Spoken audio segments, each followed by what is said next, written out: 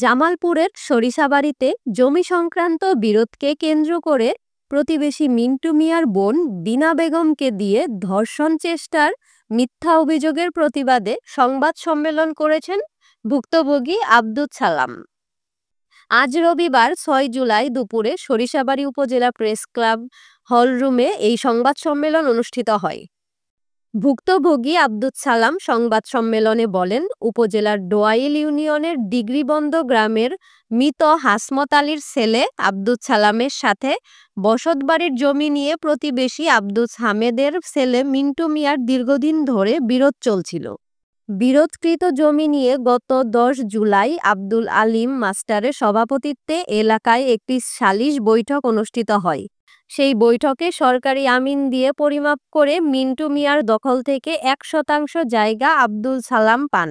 তবে সালিশ বৈঠকের পর মিন্টু মিয়া নতুন কৌশলে আবারও জমিতে বিরোধ সৃষ্টি করেন। আব্দুল সালামকে ফাঁসানোর জন্য মিন্টু মিয়ার বোন মোছাম্মদ বিনা বেগমকে দিয়ে বাদী বানিয়ে সরিষাবাড়ি থানায় একটি ধর্ষণ চেষ্টার মিথ্যা অভিযোগ দায়ের করেন। সংবাদ সম্মেলনের মাধ্যমে আব্দুল সালাম এই মিথ্যা অভিযোগের তীব্র প্রতিবাদ জানান এবং আইনের কাছে সঠিক বিচার দাবি করেন।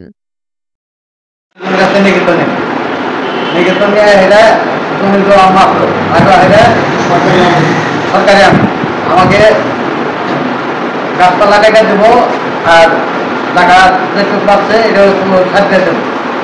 মাটি হরানোর বাবদ আমরা ৮,০০০ টাকা করলো সালিশ থেকে আমাদেরকে দিতে হবে।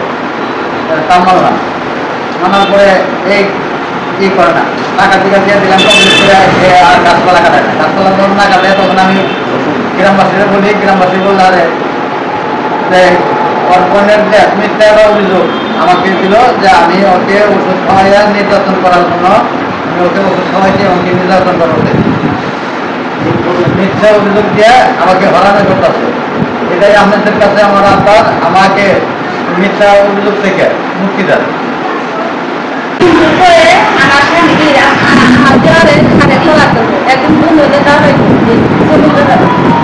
তারপরে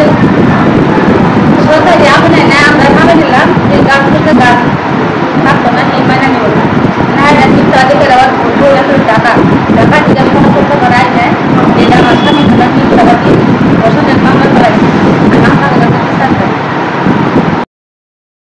এ বিষয়ে সরিষাবাড়ি থানার officer in charge OC Mohammad Rashedul Hasan Rashed বলেন, এ ঘটনায় একটি অভিযোগ পেয়েছি, তদন্ত করে ব্যবস্থা নেওয়া হবে। জামালপুর প্রতিনিধি স্বপন মাহমুদের তথ্যচিত্রে আমি রত্না সরকার, মিশন 90। মিশন 90 সংবাদের পিছনে নয়, ভিতরে ছুটি।